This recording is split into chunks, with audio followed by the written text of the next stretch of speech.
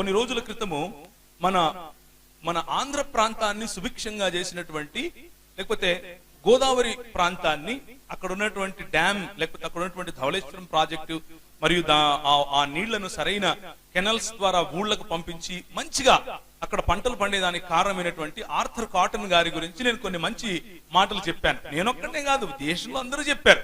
అందుకు దేశంలో చెప్పిన మిగిలిన పండితులు, మిగిలిన పూజారులు మాత్రం గొప్పోళ్ళు.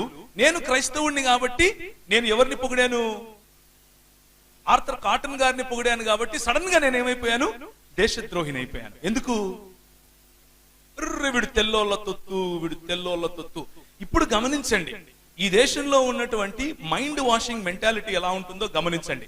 ఏంటి ఈ ఫాసిస్ట్ టెక్నాలజీ అంటే, ఈ దేశంలో మంచంతా కూడా మన దగ్గర నుంచి ఉంటుంది, మంచి ఎంతైనా సరే బయట నుంచి వస్తే అది మాత్రం చెడే అన్నటువంటి మెంటాలిటీ. అందుకనే మన దేశ ప్రధాని కూడా అంటాడు ఏమని, ఈ విమానాలు ఏముంది, మా పురాణాల్లో ఎన్నో ఉన్నాయి. అచ్చా అవునా, మనం ఎందుకు కనపడవే ఎక్కడ, మాది వైర్లెస్ టెక్నాలజీ అన్న అంటాడు. ఇది మన పరిస్థితి. మనము ఉన్న సత్యాన్ని సరిగ్గా తీసుకోవటానికి ఇబ్బంది పడతాం, ఉన్న సత్యాన్ని అంగీకరించడానికి ఇబ్బంది పడతాం. మనకు మనం చదువుకున్న చదువు అయినా సరే, మన సంస్కృతి అయినా ఏం నేర్పింది? మంచి అన్నది మంచే, అది తెల్లోడు నుంచి వచ్చినా మంచే, నల్లోడు నుంచి వచ్చినా మంచే, స్థానికంగా వచ్చినా మంచే. చెడన్నది చెడే, అది తెల్లోడు చేసినా చెడే, నల్లోడు చేసినా చెడే, ఎవరు చేసినా చెడే, మన ఇంట్లో వాళ్ళు చేసినా చెడే. ఈ భావజాలం మనకి ఎక్కడి నుంచి వచ్చింది? బైబిల్ గ్రంథం నేర్పిస్తుంది.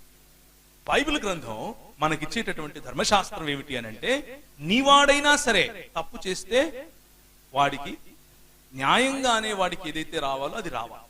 నీ సొంత కుమారుడైనా సరే వాడి ఇంట్లో కూర్చుని భయంకరమైనటువంటి తప్పు ఏంటి పని చేయకుండా ప్రజలను పీడించుకు, ఇంట్లో ఉన్న వాళ్ళని పీడించుకునే పని చేస్తే వాళ్ళు తీసుకుపోయి ప్రజలకు అప్పచెప్పాలి. ప్రజలు లేకపోతే ఆ దేశ నాయకులకు, ఆ ఊరి నాయకులు సరైనటువంటి న్యాయం వారికి చేస్తారు. నిజానికి రాళ్లతో కొట్టి చంపుతారు.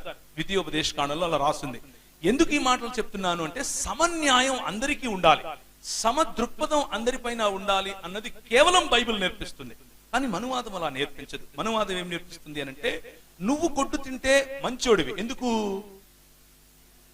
ఎందుకు నేను మంచోడిని కొట్టు తింటే అంటే, నేను దాని మీద ఒక మంత్రం చదివి ఒక యజ్ఞం కోసం తింటాను. కానీ నువ్వు కొట్టు తింటే మాత్రం తప్పు. ఎందుకు? నువ్వు మాత్రం దాసుడివి, దస్యుడివి, మరియు ఈ స్థానికుడివి, రాక్షసుడివి. కాబట్టి ఇది ఈ విభజించి పాలించే తత్వాన్ని అర్థం చేసుకోవటం కోసం ఈ మాటలు చెబుతున్నాం.